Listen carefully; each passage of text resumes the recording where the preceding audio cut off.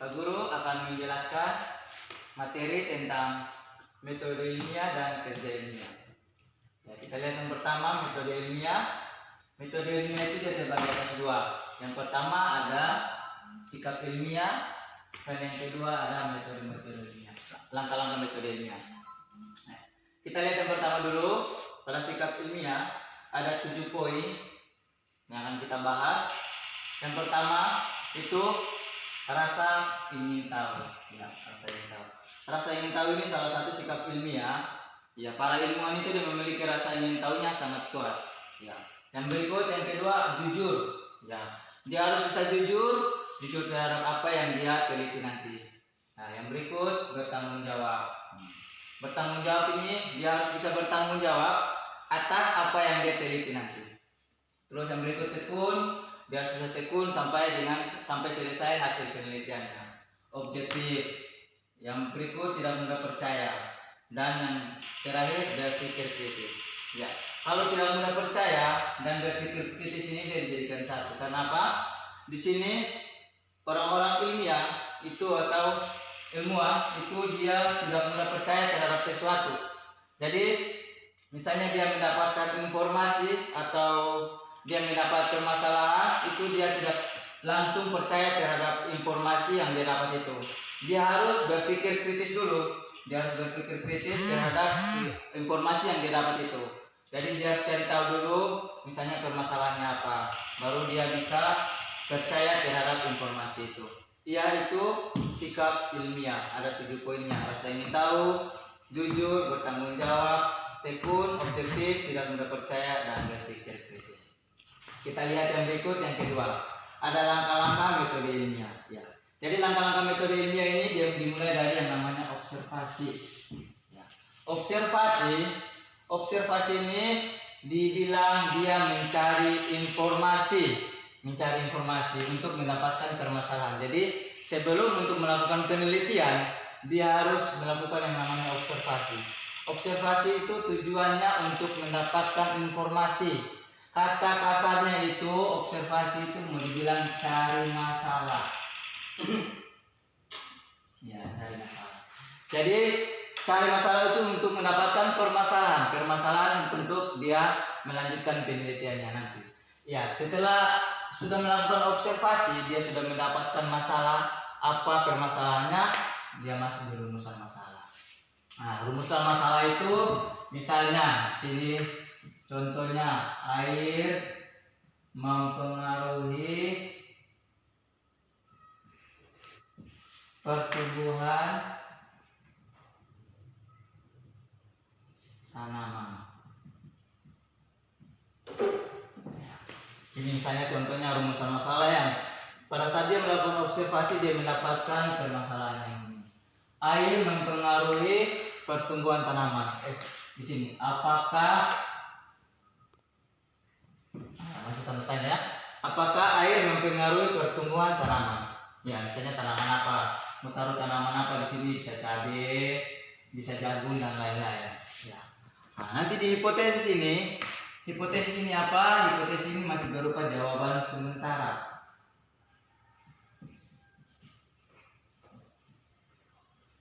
Jawaban sementara. Jadi hipotesis ini dia menjawab sementara daripada rumusan masalah. Jadi misalnya di sini rumusan masalahnya, apakah air mempengaruhi pertumbuhan tanaman? Ya, di sini hipotesisnya dia menjawab jawaban sementara. Jadi air mempengaruhi pertumbuhan tanaman cabai. Ya. Itu masih bersifat sementara karena dia belum melakukan yang namanya eksperimen.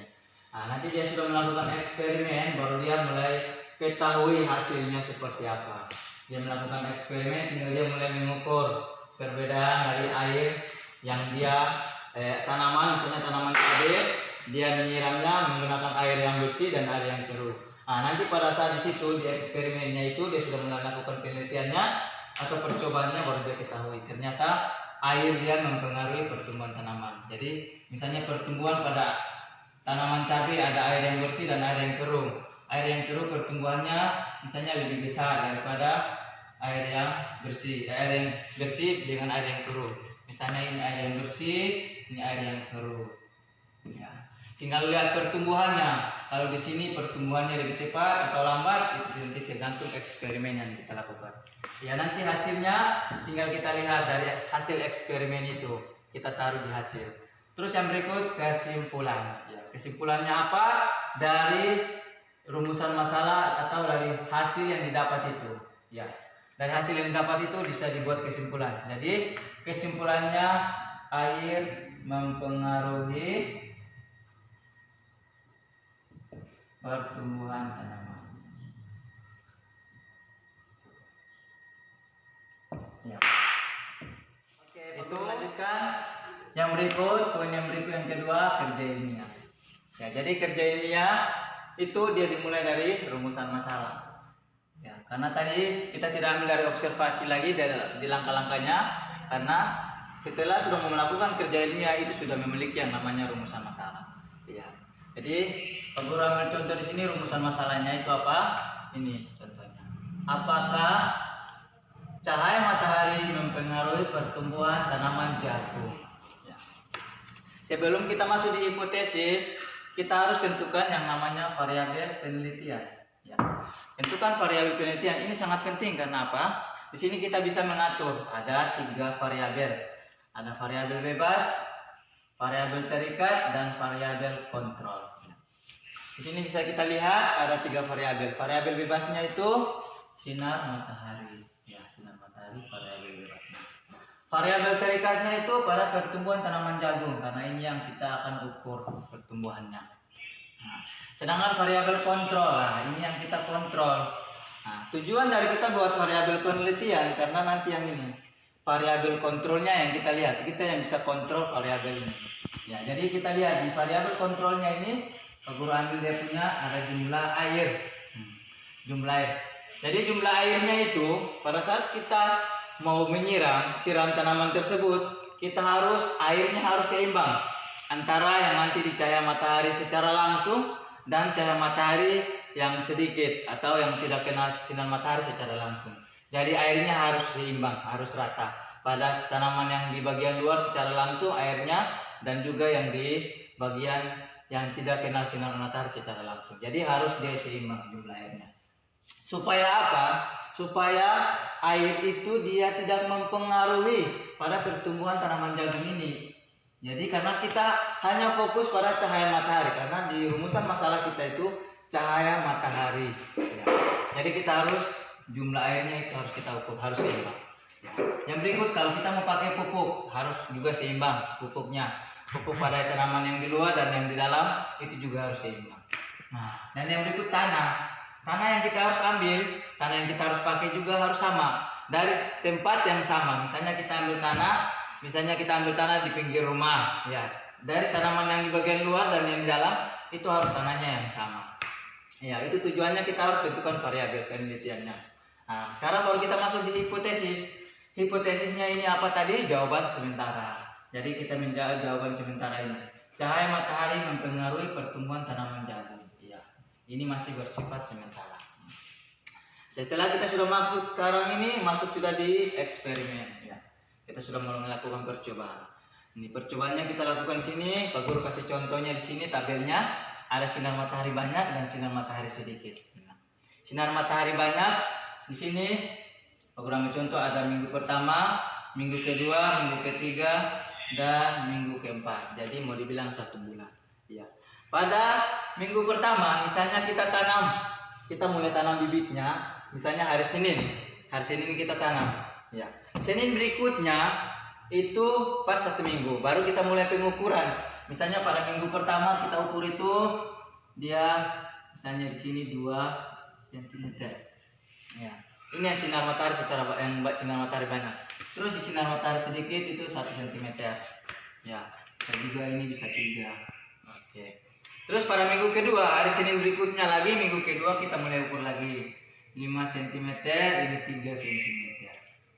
Nah, minggu ketiga juga sama, 10 cm, ini 8 cm. Dan minggu keempat, ya, Ini contoh. Jadi contoh yang Pak Guru ambil misalnya seperti gini. Jadi pada tanaman jagung di sinar matahari yang banyak, minggu pertamanya 3 cm. Sinar matahari sedikit 1 cm sampai minggu keempat. Ya. Ini yang diukur hanya tinggi tanaman. Kalau misalnya yang diminta tinggi tanamannya. Ya, tinggi tanaman yang diminta. Seperti itu. Bisa juga ada jumlah daun, dia punya lebar daunnya seperti apa. Jadi ini eksperimen yang kita lakukan. Nah, nanti kita lihat hasilnya. Hasil ini tinggal kita salin, kita tulis hasil dari eksperimen itu. Tinggal kita tulis buat tabel juga sama. Nah, baru kita tulis hasilnya yang di sini. Para eksperimen kita tinggal kasih hasilnya. Nah, dan yang berikut yang terakhir kesimpulan. Nah, tinggal kita buat kesimpulannya apa. Misalnya di sini dibilang apakah cahaya matahari mempengaruhi pertumbuhan tanaman? Ya, tinggal kesimpulannya kita tulis. Sinar atau cahaya matahari mempengaruhi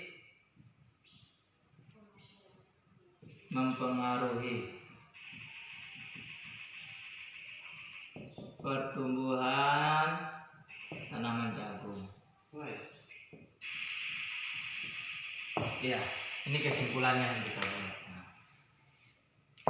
Jadi ini dia punya kerja ilmiah seperti gini. Jadi kita tinggal buat kerja ilmiahnya, dimulai dari rumusan masalah, tentukan dia punya variabel penelitian, tentukan hipotesisnya, baru eksperimen. Kalau eksperimen kita sudah lakukan berarti kita sudah dapat hasilnya. Hasilnya tinggal kita tulis seperti apa, terus kesimpulannya yang terakhir. Ya. Oke, jadi ini tentang kerja ilmiah. Jadi tugas kalian itu tetap dengan cara yang sama, kerja ilmiah yang sama, tetapi di sini nanti tentukan kalian yang hanya rubahnya itu tanamannya. Ya. Tanaman ini kalian mau ambil tanaman apa? Terserah kalian. Mau ambil tanaman cabai, dan lain-lain. Ya. Tanaman kalian yang tentukan sendiri mau ambil tanaman apa. Ya, nanti kalian tinggal lakukan seperti yang Pak Guru lakukan ini. Rumusan masalahnya tinggal ganti tanamannya apa, variabel penelitiannya kalian buat, hipotesisnya dan eksperimennya. Nah, di eksperimen ini yang kalian lakukan, ukur, bukan hanya tinggi tanaman, ada 3 yang kalian harus ukur. Yang satunya itu tinggi tanaman, dan yang kedua jumlah daun, dan yang ketiga itu lebar daun. Nah, ini yang kalian lakukan. Jadi buat tabel 3 ya, buat 3 tabel. Tinggi tanaman punya tabel sendiri seperti ini, minggu pertama, minggu kedua, minggu ketiga, minggu keempat, jumlah daun dan juga lebar daun. Ya, kalian buat dia punya tugas seperti ini. Ya, itu tugas kaliannya. Yang belum untuk melakukan tugas tanaman itu bisa kalian lakukan tugasnya. Jadi kalian mulai tanam hari apa, kalian mulai tanam itu terserah kalian. Yang penting kalian tentukan dulu bibitnya apa. Jadi ini bibitnya yang kalian tanam itu. Jadi kalian buat ada 2 bibit tanaman. Dua jenis tanaman. Misalnya kalian bisa ambil tanaman cabai sama apa, bisa tomat. Kalian ambil duanya. Terus 2 itu di luar, jadi ada 4 bibit. 4 bibit yang kalian ambil, 2-nya kalian taruh di luar kena sinar matahari secara langsung, dan 2-nya itu di dalam misalnya dalam ruangan yang tidak kena sinar matahari secara langsung. Tetapi jangan di ruangan yang gelap yang tidak ada sinar matahari sama sekali, ya, tidak ada cahaya sama sekali. Jadi seperti gitu. Kalian taruh 2-nya di luar, 2-nya di dalam. Baru kalian mulai proses pengukurannya itu mulai dari 1 minggu pada saat kalian tanam. Jadi misalnya kalian tanam hari apa? Hari Senin berikutnya baru kalian mulai ukur. Ukurnya apa? Tinggi tanaman. Lihat dia punya jumlah daun yang tumbuh pada minggu pertama, kedua, ketiga dan keempat, dan juga lebar daun.